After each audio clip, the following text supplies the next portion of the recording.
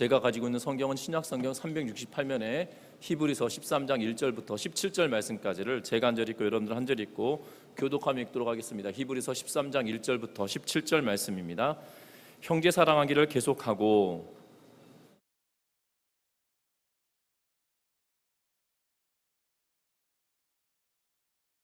너희도 함께 갇힌 것 같이 갇힌 자를 생각하고 너희도 몸을 가졌은즉 학대받는 자를 생각하라.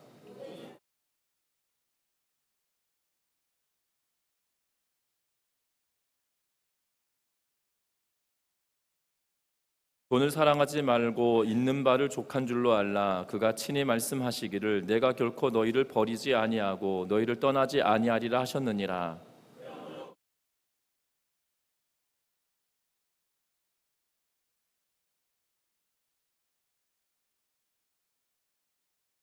하나님의 말씀을 너희에게 일러주고 너희를 인도하던 자들을 생각하며 그들의 행실의 결말을 주의하여 보고 그들의 믿음을 본받으라.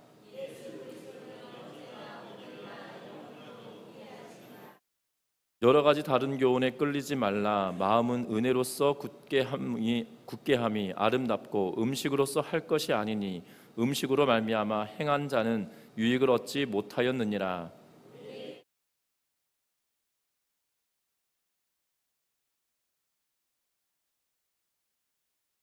이는 죄를 위한 짐승의 피를 대제사장이 가지고 성소에 들어가고 그 육체는 영문 밖에서 불사름이라.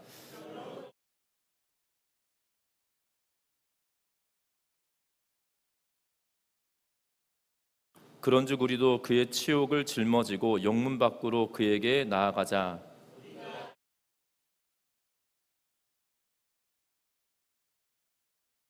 그러므로 우리는 예수로 말미암아 항상 찬송의 제사를 하나님께 드리자. 이는 그 이름을 증언하는 입술의 열매니라.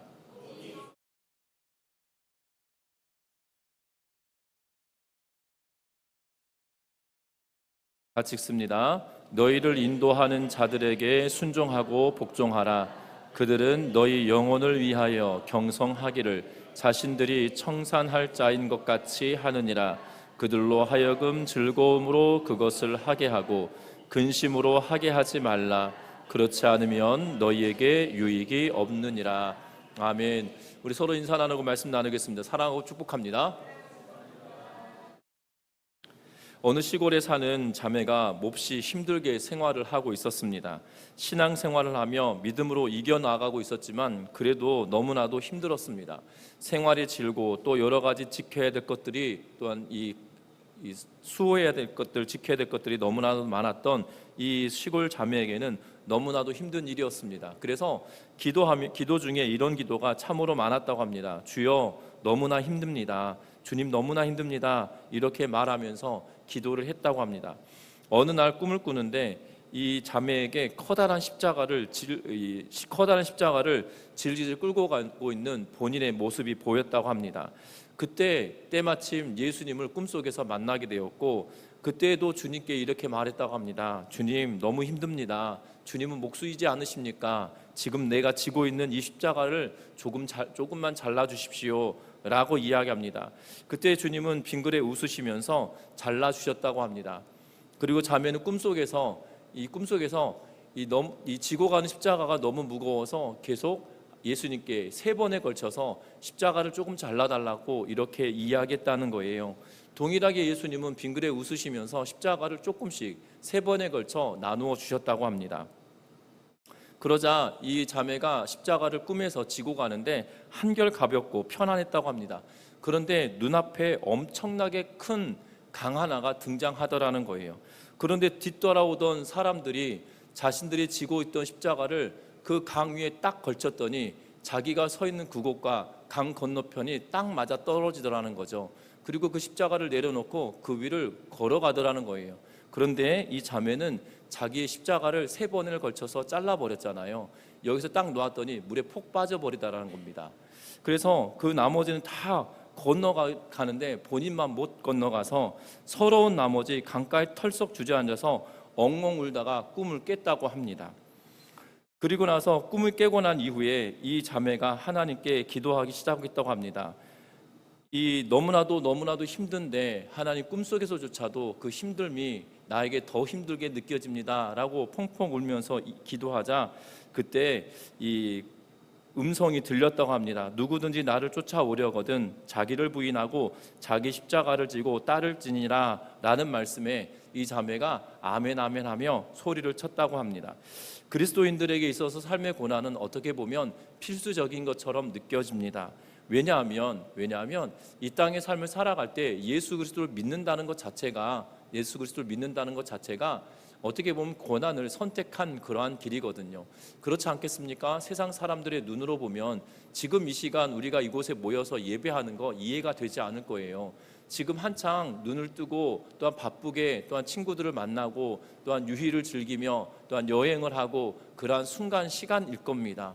그러나 이 시간에 이곳에 모여 있는 이유가 뭔가요? 세상의 유혹과 가치를 내려놓고 하나님께 내 자신을 드리며 예배하는 것 자체가 바로 고난의 시작이다라고 여겨질 수 있을 것 같습니다. 분명한 것은 저와 여러분들의 삶 속에도 고난의 시간들이 분명히 있을 수 있지만 그럼에도 불구하고 그 고난을 정말 나의 십자가를 지고 가듯 지고 나아가는 은혜가 있기를 주의 이름으로 부탁드립니다. 또한 당나귀 한 마리가 우물에 빠졌다고 합니다. 농부는 너무나도 슬프게 울부짖는 이 당나귀를 구할 수 있는 힘도 없었습니다. 그런데 마침 당나귀도 너무 늙었고 이제 우물도 쓸모가 없는 우물이어서 농부는 당나귀를 포기하고 동네 사람들에게 도움을 청하기로 했습니다. 동네 사람들도 마찬가지로 어차피 우물이 쓸모가 없는 우물이 되었으니 그 우물을 메워버리고 그 당나귀도 어차피 쓸모가 없는 이제 늙어서 쓸모가 없는 상황이 되었으니 같이 묻자 이런 의도를 가지고 이 삽을 가지고 흙으로 우물을 메워가기 시작했다고 합니다. 위에서 떨어지는 이 흙 무더기로 이 당나귀는 크게 울부짖기 시작했습니다. 그러나 조금 지나고 나서 웬일인지 당나귀가 우는 것이 그치고 잠잠해졌다고 합니다. 사람들은 당나귀가 파묻혀서 죽었나 보다 하고 이렇게 우물을 내려다 보았더니 이 당나귀가 위에서부터 떨어지는 흙 무더기를 하나하나 밟고 올라서기 시작했고 어느덧 이 우물 절반쯤 올라와 있더라는 거죠. 이 당나귀는 위에서 떨어지는 이 흙 무더기가 자기에게는 어떻게 보면 고난일 수도 있지만 그 고난을 딛고 섰더니 그 우물을 빠져나올 수 있는 이 터전이 되었던 그러한 모습을 보게 됩니다. 성도들에게 있어서도 고난이 닥칠 때 어떻게 보면 그 고난 자체가 힘든 일일 수 있습니다. 왜냐하면 그것은 내가 몸으로 겪는 일이기 때문이죠. 그러나 그 고난을 딛고 일어서게 된다라면 우물을 빠져나오는 당나귀와 같은 모양새가 될 수 있다는 걸 기억하면서 고난의 시간이 우리에게는 괴롭고 힘든 시간일 수 있으나 그것을 예수 그리스도의 이름으로 든든하게 이기며 살아내는 우리 모두가 되시기를 주의 이름으로 부탁드립니다. 왜냐하면 오늘 성경의 말씀은 히브리서를 마무리 짓고 있는 13장의 말씀입니다. 특별히 이 13장은 12장 이후부터 시작하여서 실제적이고 구체적인 그러한 삶의 모습들을 이야기하고 있는 것을 보게 되죠. 그 삶의 모습들을 이야기하면서 살아가는데 여러분들이 이 히브리서 저자가 기록하고 있던 이 시대는 1세기경에 이 성경이 기록되어졌던 걸로 보여지고 그러하게 1세기에 살았던 성도들에게 있어서만큼은 참으로 힘든 그러한 시간들을 보내었습니다. 왜냐하면 예수 그리스도를 믿는다는 것 자체가 유대인들 가운데 예수를 믿었다라면 그들의 삶의 터전을 잃어버리는 그러한 상황이었고 이방인들 지역에서 예수를 믿었던 이방인들조차도 예수를 믿는 것은 오해로부터 시작된 박해가 그들에게 있었을 뿐만 아니라 네로 황제부터 시작하여서 10명의 황제에 의하여 나라가 그리스도인들을 핍박하던 시기가 도래하는 그 시점에 임박했기 때문이라는 사실입니다. 분명한 것은 그러한 상황에 지금 그리스도인들에게 삶 속에서 지켜야 될 것들을 이야기하면서 고난 중에도 그 가운데 예배하는 삶을 살아가기를 이야기하고 있다는 걸 기억하면서 저와 여러분들이 오늘 본문의 내용을 통해서 우리들의 삶 속에서도 고난 중에 있다 할지라도 그 가운데 주를 바라보고 예배하는 삶을 살아가는 우리 모든 성도님들 되시기를 주의 이름으로 부탁드립니다. 먼저 오늘 1절 말씀을 다시 한번 같이 한번 읽어보겠습니다. 1절의 말씀입니다. 같이 읽습니다. 형제 사랑하기를 계속하고. 아멘. 오늘 13장 1절 말씀은 가장 먼저 실제적이고 구체적인 그러한 삶의 차원들을 이야기하면서 가장 먼저 이야기하고 있는 것은 다른 것이 아니라 형제 사랑하기를 계속하라 라고 말하고 있는 것을 보게 됩니다. 첫 번째 단어가 형제 사랑입니다. 그 뒤에 이어지는 10가지 정도의 권면을 아우르는 그러한 이 키워드가 되는, 그러니까 말의 첫 문이 되어지는 그러한 말이거든요. 분명한 것은 이 일로 시작하여서 형제를 사랑하라 라고 이야기하고 난 이후에 손대접하기를, 그리고 감옥에 갇힌 자를, 학대받는 자를 기억하라고 이야기하고 있을 뿐만 아니라, 사랑은 관념이 아니라 말에 있는 것이 아니라 행함에 있다라는 의미로 물질과 시간을 또한 하나님께 드릴 뿐만 아니라 이웃에게 나누라라는 이야기를 하고 있습니다. 뿐만 아닙니다. 성과 돈에 대한 문제를 다시 한번 거론하고 있는 그러한 모습을 보게 되죠. 분명한 것은 사랑하라라는, 형제를 사랑하라고 하는 이야기에 뒤이어서 계속적으로 따라붙는 그러한 삶의 양태들이라는 사실이에요. 저와 여러분들이 이 땅에 예수 그리스도로 말미암아 하나님의 자녀가 되었습니다. 하나님께서 저와 여러분들을 사랑하셔서 예수 그리스도를 이 땅에 보내주신 날이 바로 내일 성탄절이거든요. 분명한 것은 예수님께서 왜 이 땅에 오셨습니까? 바로 하나님이 우리를 사랑하셔서 그 독생하신 예수 그리스도를 이 땅에 보내셔서 그분을 우리를 위하여 죽이시기 위하여 보내셨다는 사실이에요. 그런데 여러분들 잘 생각해 보십시오. 여러분들 가정에서 키우고 있는 이 반려동물이 있다 손 치면 내가 그 반려동물을 너무나도 사랑하는 거예요. 그래서 그 반려동물처럼 내가 반려동물이 돼야 되겠다고 마음 먹는 분이 있으십니까? 없으십니까? 없거든요. 오늘 아침에 주일학교 학생들 예배 드리면서도 한 학생이 집에 강아지를 갠지 강아지인지 모르겠습니다만 하여튼간에 키운다고 그래가지고 키운다고 그래서 그 친구에게 이렇게 물었어요. 너가 집에서 개를 너무나도 예뻐할 텐데 그럼 너는 개가 되고 싶은 생각이 있냐 없냐? 그랬더니 웃고 말더라고요. 여러분들, 이 사람은 내가 아무리 사랑하는 반려짐승이라고 할지라도, 반려동물이라고 해도 그 반려동물로 바꾸고 싶은 생각은 절대도 추워도 없을 거예요. 내가 강아지를 잘 키우고 너무나도 사랑한 나머지 내가 강아지가 되어야겠다는 마음을 품고 강아지가 되게 해주세요 라고 하면서 기도하는 분 여러분 본 적 있으시나요? 사랑한다고 그래도 없는 것 같아요. 또한 고양이를 키우는 분도 고양이를 너무나도 사랑해도 고양이가 되고 싶은 분은 없을 겁니다. 제가 전에 사역했던 교회 청년 선생님 중에 하나가 이 달팽이를 키우더라고요. 달팽이가 그 식용 달팽이여가지고 제 손바닥만한 크기의 달팽이를 키우던데, 그 달팽이 요리할 때 쓰는 그 식용 달팽이여가지고요 엄청 크던데요. 그 친구가 달팽이를 너무 예쁘다는 거예요. 저는 하나도 안 예쁘거든요. 교회를 한번 가지고 온 겁니다. 이렇게 그 케이스에 담아가지고 가져왔는데 주일학교 학생들은 너무너무 좋아하는 거예요. 나는 징그러워서 보기도 싫어 죽겠는데. 그런데 아무리 좋아하고 사랑한다고 해도 그 친구도 아마 그럴 겁니다. 달팽이가 되고 싶은 생각은 추워도 없을 거예요. 그런데 하나님은 저와 여러분들을 사랑하셔서 그 하나님이신 그분이 이 땅에 오셔서 저와 여러분들의 죄의 문제를 해결하기 위하여 친히 하나님이신 그분이 이 땅에 오셔서 죽으셨다는 사실이에요.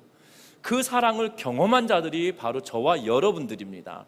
그러하기에 그 사랑을 경험했기 때문에 형제 사랑하기를 계속하라는 이 말은 저와 여러분들이 이미 사랑을 경험했기 때문에 그 사랑으로 말미암아 그 사랑이 흘러가도록 만들어라 라고 하는 이야기가 바로 이 히브리서 13장에 시작하고 있는 이 단어로부터 되어진다는 거예요. 여러분들 사랑을 받은 사람이 사랑을 베풀 수 있다라고 이야기합니다. 혹자는 이렇게 말합니다. 고기도 먹어본 사람이 맛도 안다라고 이야기하는데요. 여러분들, 내가 사랑을 베풀 수 있는 사람은 내가 그만큼 사랑을 받았기 때문에 가능한 일인 것 같아요. 사랑을 받지 않았던 사람들은 사랑을 하는 것이 어색하고 참으로 힘들 수 있습니다. 분명한 것은 저와 여러분들 모두가 예수 그리스도로 말미암아 하나님의 사랑을 경험한 자들이기에 사랑할 수 있는 존재들이라는 사실들을 기억하며 살아가는 우리 모든 성도님들 되시기를 주의 이름으로 부탁합니다. 내가 사랑을 경험하지 않았다, 사랑을 맛보지 못했다, 그래서 사랑할 수 없다라는 것은 우리의 핑계일 뿐인 거예요. 왜냐하면 하나님이신 그분이 저와 여러분들을 사랑하셔서 직접 죽으셨잖아요. 직접 죽으셨잖아요. 내가 내 자녀들을 아무리 사랑한다고 해도 내가 내 자녀들을 위하여 대신 죽는 부모는 뭐 말은 할 수 있을 겁니다. 내가 너를 대신해서 죽었으면 낫겠다라고 말은 할 수 있을 거나, 그러나 실상은 죽기가 쉽지 않거든요. 그런데 하나님은 우리를 위해서 친히 죽으셨다는 사실이에요.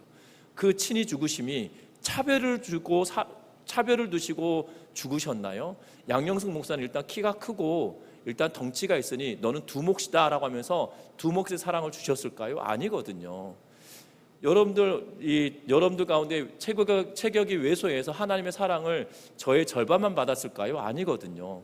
하나님은 차별 없이 동일하게 예수 그리스도를, 저와 여러분들의 죄의 문제를 해결하기 위하여 사랑을 베풀어 주셨다는 사실입니다. 그러하기에 형제 사랑하라고 이야기하고 있고, 이 형제 사랑은 결국 어디에까지 나아가는 거냐면 죄와 부정으로부터 멀어지게끔 만드는 일이 바로 형제 사랑의 시작이라는 거예요. 오늘 3절 2절 이후부터 시작하여서 보면 손님 대접하라, 그리고 갇힌 자들을, 그리고 학대받는 자들을 생각하라 라고 이야기하면서 뒤에 넘어가면 6절에 뭐라고 이야기하고 있냐면 4절과 5절에 결혼을 귀하게 여기고 침소를 더럽히지 말고 간음하지 말고 돈을 사랑하지 말라라고 이야기하면서 부정과 더러움으로부터 멀어지다라고 이야기하는데, 그 부정과 더러움으로부터 멀어지게 하는 힘은 다른 데서 오는 것이 아니라 형제의 사랑으로부터 온다라는 사실이에요. 여러분들 그러하기에 우리가 정말 서로 사랑하는 은혜가 충만하시기를 주의 이름으로 부탁드립니다. 서로 사랑함이 우리에게 어떻게 보면 사랑하는 것이 고난이 아니어야 되는데 사랑하는 것이 때로는 고난일 수가 있죠. 그러하기에 그 고난인 것처럼 여겨지는 사랑이다 할지라도 여러분들 베풀며 살아가는 우리 모든 성도님들 되시기를 주의 이름으로 부탁드립니다. 뿐만 아닙니다. 오늘 7절 말씀 같이 한번 읽어보겠습니다. 7절의 말씀입니다. 같이 읽습니다. 하나님의 말씀을 너희에게 일러주고 너희를 인도하던 자들을 생각하며 행실의 결말을 주의하여 보고 그들의 믿음을 본받으라. 아멘. 오늘 7절 말씀에 중요한 이 동사들이 세 가지가 있는데요. 우리 성경에서는 생각하며 라고 번역되어져 있는 단어가 있는데, 이것은 원문에서는 기억하라라는 단어로 이 의미를 가지고 있습니다. 또 하나는 주의하여 보고로 번역되었는데, 이 주의하여 보라라는 단어는 살펴보다라는 거예요. 그리고 또 하나는 본받으라라고 번역되어져 있는데, 이 세 가지 단어에 우리는 유의해야 됩니다. 기억하고 살펴보고 본받으라라고 이야기하는데, 오늘 성경의 말씀에 보면 7절 말씀은 하나님의 말씀을 너희에게 전하여 주었던 사람들, 다시 말하면 이전의 지도자들, 혹여나 그들이 이 땅에 있는지 없는지는 알 수 없으나 먼저 신앙생활을 하며 우리에게 복음을 전하여 주었던 그 사람들을 생각하여 기억하라라고 이야기하고 있는 것을 보게 되죠. 그리고 또 그들이 살았던 그들이 살았던 삶을 유심히 살펴보라고 이야기합니다. 그분들이 이렇게 살았더니 그 결말이 어땠는지 유심히 살펴보라고 이야기하고 있어요. 그러면서 뭐라고 이야기하냐면 그들의 삶을 본받아라 라고 이야기하고 있는 것을 보게 된다는 겁니다. 분명한 것은 우리의 신앙생활에 권면하는 이 세 가지 단어가 우리의 삶 속에도 여전히 있어야 된다는 거예요. 여러분들 잘 생각해 보십시오. 우리의 믿음의 선배들 가운데 우리의 기억에 남는 분들이 분명히 있으실 거예요. 그분들을 기억하라라고 이야기하고 있다는 겁니다. 그러면서 뭐라고 이야기하고 있냐면 그들이 살았던 삶을 통해서 보면 그들의 결말이 어땠는지를 잘 새겨보라라고 이야기하고 있는 것을 보게 되어져요. 저도 신앙생활 하면서 이 목회 현장에 있는 게 30년이거든요. 그러니까 대학교 1학년 때부터 교회 사역을 시작하면서 교육전도사라는 이름 하에 30년 동안 이렇게 교회 사역을 하고 있는데요. 그런데 기억나는 이 권사님 가정이 있어요. 이 전라도 분이셨는데 대구에 오셔가지고 대구에서 생활하셨는데 전라도에서 너무나도 먹을거리가 없으니까 이 대구로 올라오셔가지고 첫 번째 얻으셨던 직업이 뭐냐면 블럭을 찍으시는 일이었어요. 그러니까는 그 보도블럭이 그 벽을 쌓을 때 과거에는 구멍 3개 뚫려 있는 그 블럭이 있었잖아요. 그 블럭 우리는 부르꾸라고 그랬는데 그걸 만드는 공장에서 일을 하셨던 거예요. 그러니까는 손이 다 터지면서도 이 일을 하셨던 그 권사님이셨는데, 그런데 주의 몸된 교회를 섬기는데 얼마나 열심히 섬기는지 몰라요. 정말 시시때때로 교회를 살펴보고 정말 생활이 어려움에도 불구하고 정말 물질을 하나님께 드리기를 아껴하지 않았던 그러한 모습을 기억합니다. 그러면서 그 권사님 가정을 살펴보면 참 놀라워요. 아들이 3분 있었는데 그 아들 3분이 이 권사님이 너무나도 어려운 형편이었기 때문에 3분을 교육시키는 것이 생각처럼 쉽지 않으셨음에도 불구하고 3 자녀들이 열심히 살아갔던 모습을 보게 됩니다. 그런데 그 시간이 지나면 지날수록 그 후대들의 모습을 보니까요, 희한해요. 하나님께서 그들의 앞길을 열어주시는 것을 보게 됩니다. 반면에 그 교회에서 사역하는 동안에 보았던 한 분은 계시는데요, 굉장히 부유하셔요. 그리고 믿음도 3대에 걸쳐서 3번째 3대에 걸친 분이시거든요. 그래서 사업도 굉장히 크게 하셨는데요, 그런데 교회 무슨 봉사를 할 때마다 작은 것 하나에 꼬투리를 잡으세요. 그리고 뭐 할 때마다 사사건건 뭐라 하실 때가 있어요. 근데 그것이 교회를 사랑하는 마음으로부터 온다라는 것을 알고 이해는 되는데, 그렇다고 해서 성도들이 불편해할 정도로 할 것까지는 아니었음에도 불구하고 그런 일들을 보게 되거든요. 그런데 희한하게도 하나님은 그 자녀들이 잘 됐어요. 대학도 되게 잘 갔습니다. 유수한 대학을 갔고, 그런데 유수한 대학을 갔는데 그 후의 이야기들은 달라요. 사업이 망해버렸고 어려움의 문제를 본인이 겪고 있는 그러한 상황을 보여야 되거든요. 여러분들 우리의 주변에도 이러한 일들을 살펴보면, 찾아보면 굉장히 많습니다. 그런데 믿음의 길을 온전하게 걸어가며 끝까지 믿음으로 살아내려고 했던 분들의 삶을 살펴보십시오. 그들이 뿌렸던 씨앗이 그냥 있지 않았다는 거예요. 그들이 뿌렸던 씨앗은 땅에 심겼고 또한 우미 터서 열매를 맺어가는데 그 결말들을 한번 자세히 살펴보세요. 여러분들 그 결말 살펴보면 하나님이 그들의 수고와 헌신을 헛되게 여기지 않으신다는 사실이죠. 그 믿음을 지켜보고 살펴보라고 이야기할 뿐만 아니라 그분들의 삶을 지금 본받으라고 이야기하고 있는 것을 보게 된다는 거예요. 우리 주변에도 분명히 있을 겁니다. 우리 전미중앙교회를 지키시기 위하여 수고와 땀과 피를 흘렸던 믿음의 선배들이 분명히 있을 거예요.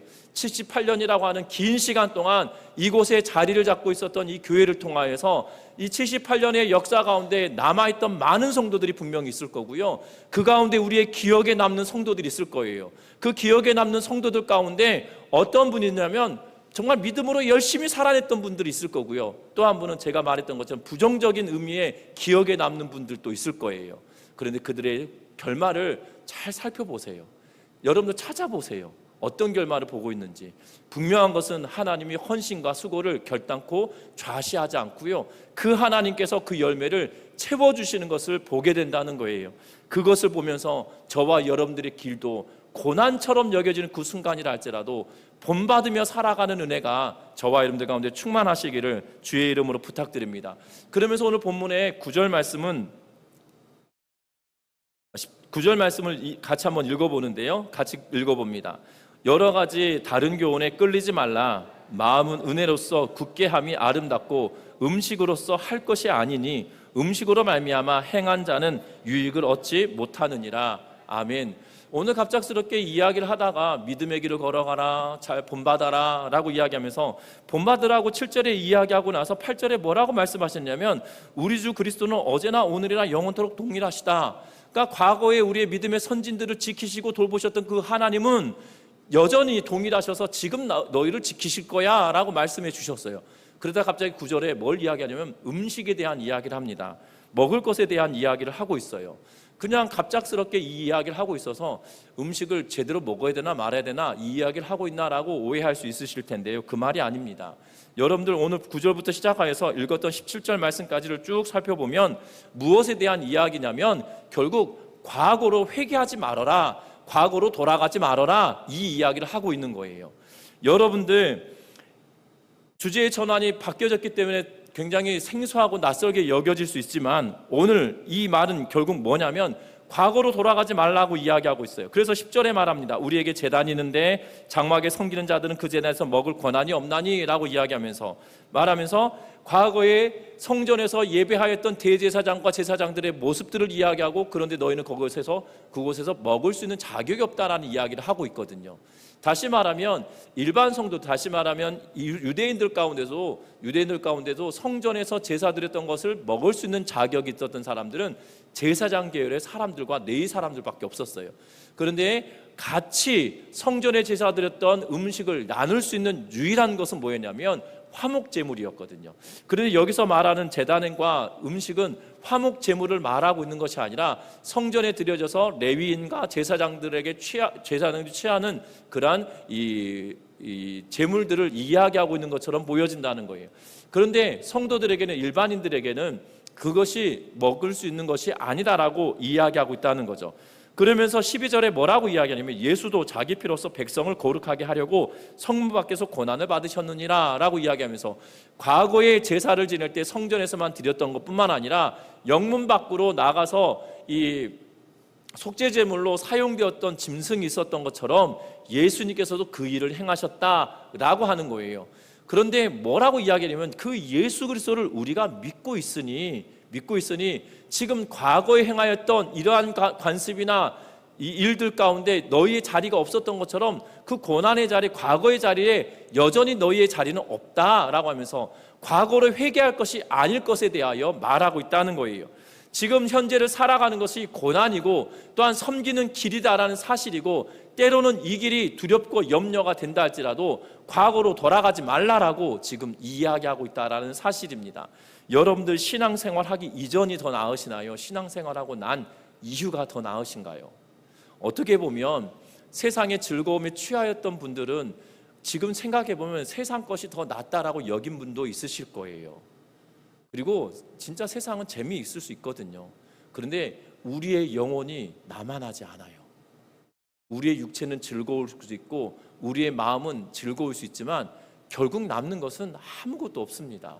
공허함과 갈증만 남습니다.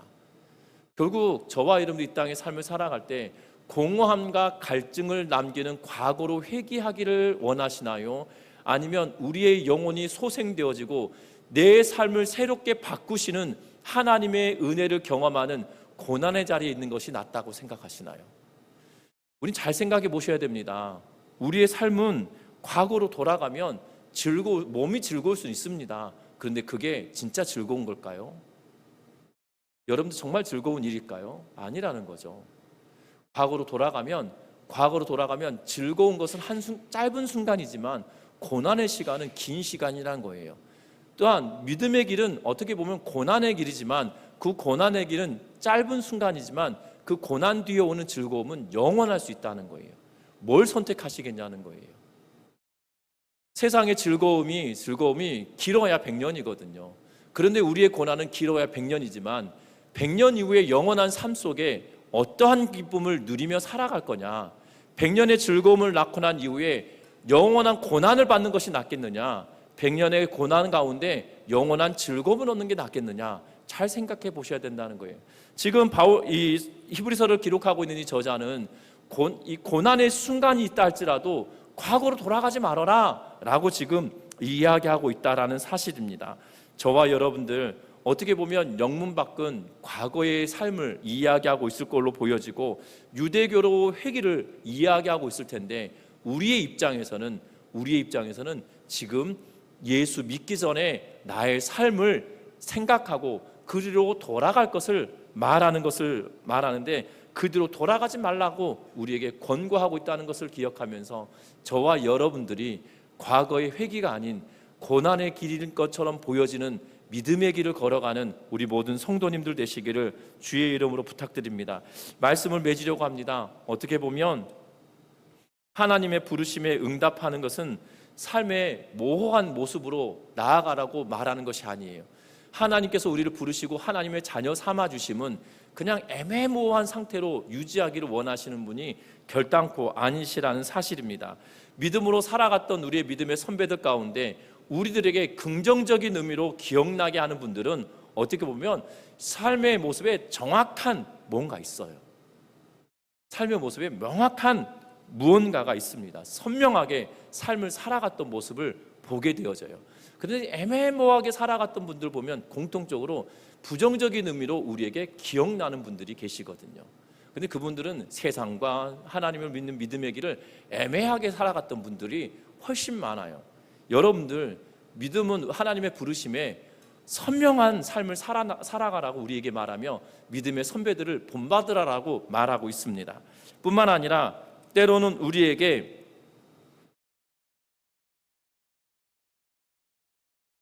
형제 사랑하라고 이야기하면서 죄악된 길에서까지도 벗어나기를 우리에게 말하여 주고 있는 것을 보게 되죠. 그러면서 우리들에게 공통적으로 또 이야기하고 있는 것은 과거로 너가 죄악 길을 걸어갔던 하나님을 알기 이전의 삶으로 돌아가지 말아라 라고 우리에게 말씀해 주고 있다는 겁니다. 어떻게 보면 믿음의 길을 걸어가는 것 자체가 1세기를 살았던 그리스도인들에게는 수치스러운 일이었을 수도 있어요. 앞에서 서두에도 말씀드렸지만 1세기의 그리스도인들은 유대인들 사이에서 예수를 믿는다라는 사실은 그 삶의 터전에서 배제되어지는 그러한 삶을 살아가는 것이었고, 또한 이방인들 가운데 예수를 믿는다는 것은 오해 속에 박해의 대상이었다는 거예요. 그래서 어떻게 보면 수치스러운 선택을 하며 살아가는 길일 수 있지만 결과적으로는 영광의 길이었다는 거죠. 현재를 살아가는 우리들도 어떻게 보면 동일한 삶을 살고 있을 수도 있습니다. 예수 믿는 것이 세상 사람들의 눈으로 비춰보면 수치스러운 것처럼 여겨지지만 그것은 수치스러운 길이 아니고요, 영광의 길이라는 것을 기억하면서 저와 여러분들이 오늘 주신 말씀처럼 정말 사랑으로 죄악의 길로부터 벗어나게끔까지 하는 그 사랑의 길을 걸어가고, 뿐만 아니라 믿음의 선진들의 삶을 본받으며 나도 믿음의 선진들이 걸었던 그 길을 동일하게 걸어내는 은혜가 있기를 주의 이름 부탁드릴 뿐만 아니라 우리의 삶 속에 정말 과거로 회개가 아니라 믿음의 길을 향하여 앞으로 나아갈 수 있는 우리 모든 성도들 되셔서 이 땅에 정말 고난 속에서도 예배하는, 정말 그 예배자의 자리에서 하나님을 높이는 우리 모든 성도님들 되시기를 주의 이름으로 부탁드립니다. 찬양하시겠습니다.